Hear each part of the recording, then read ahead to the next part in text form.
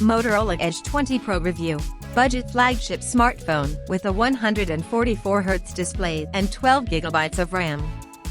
There's no denying that Motorola finds itself in a fiercely competitive market. With brands such as Xiaomi, Realme, and OnePlus throwing down increasingly impressive specs at affordable prices, we've all come to expect our phones to do more, and our wallets less.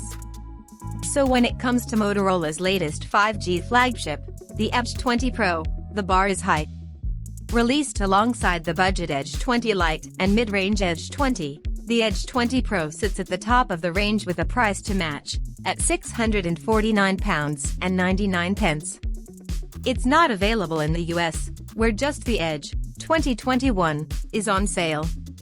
While it may not be apparent thanks to Motorola's ever-confusing naming conventions, the Edge 20 Pro is a direct successor to last year's Motorola Edge. The phones are significantly different, however. Motorola culled some features while busting specs in other places, resulting in a handset that headlines with a 144Hz OLED display, with HDR10+, a 108MP main camera, and a 4,500 mAh battery. The 6.7-inch Edge 20 Pro is slim, at 7.6mm, and fairly comfortable to hold at 190G, but it is a large phone, at least for my hands.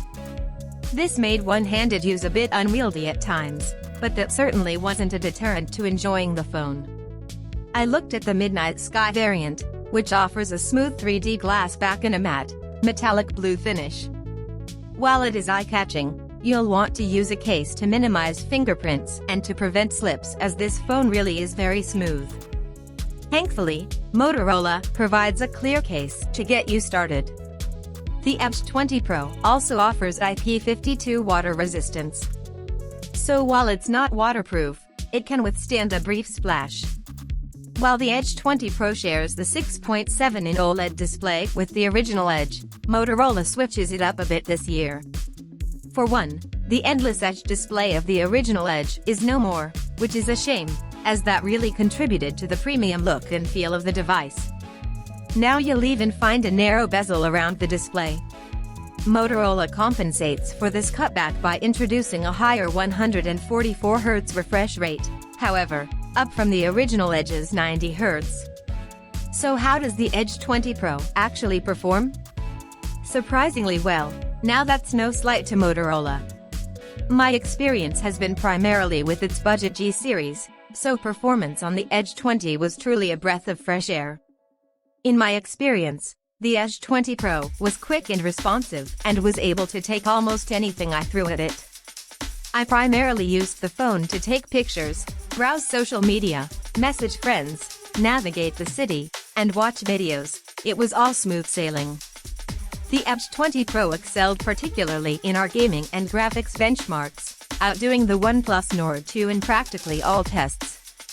The Edge 20 Pro hit a staggering 121 frames per second in the GFX Tier X graphics test, too, outdoing the OnePlus 9, from £629/$729, which features the more powerful Snapdragon 888. You can thank the Adreno 650 GPU for that, a graphics chip you'll also find on the Galaxy Z Flip 3, from £950/$999. Unlike the original Edge, you won't find a 3.5mm headphone jack on the Edge 20 Pro, so you'll have to rely on its Bluetooth 5.1 connection for headphone listening instead. Otherwise, there's a USB-C 3.1 port, used for both charging and for connecting to the Ready For adapter, which comes included. More on this later. With DisplayPort 1.4 support, the Ready For connector should support outputs of up to 8K at 60Hz. The Edge 20 Pro is a dual SIM phone with NFC support, dual-band Wi-Fi 6, and of course, 5G connectivity, which is a nice bit of future-proofing. Admittedly, you won't find 5G networks everywhere, so if you're not picky, don't overlook capable 4G handsets like the Poco X3 Pro, from £229. A 108MP main snapper sounds impressive on paper, but how does it actually perform? Unfortunately, my thoughts here echo what I've said about other Motorola phones I've reviewed. It's just okay. Not bad, not great. First off, the 108MP resolution doesn't actually kick in on its own. You'll have to dive into the settings to enable it. Bigger doesn't automatically mean better though. Like most phones that tempt shoppers with a high megapixel count, the Edge 20 Pro's pixel binning crunches the final resolution down to 12MP. The Edge 20 Pro's turbocharge feature allows 30W fast charging. In my experience, I could juice up the 4,500 mAh battery by 36% from 0 in 15 minutes, while 30 minutes topped it up to 61%. That's not bad if you're in a rush and need a few extra percents right away, and it's certainly an upgrade from the original Edge's 18W fast charging. It's just not the fastest around.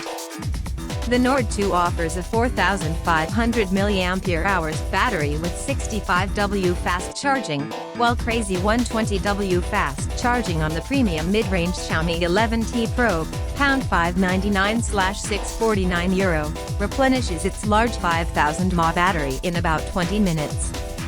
Like other Motorola phones I've reviewed, the Edge 20 Pro offers a clean Android 11 experience with gestural navigation support and no bloatware. All the preloaded apps are from the Google Suite, so it's as close as you can come to a pure Android experience without buying a Google phone. Motorola adds its own UX flourishes, which I've come to love, like the 3-finger screenshot shortcut or karate chop motion flashlight shortcut. You can now also access the shortcuts menu by double-tapping the power button. All of this is done tastefully, so you never feel like Motorola's imposing its UX onto you. The Motorola Edge 20 Pro costs £649 and is available to buy directly from Motorola or Lenovo, parent company, in blue vegan leather or midnight blue. You can find it from Amazon, Argos, and John Lewis, and vary. At the moment, we can only see options with 12GB RAM and 256GB storage. The handset isn't available in the US. Customers can find a very similar Motorola Edge 2021 for $699, reduced to $499 at time of writing.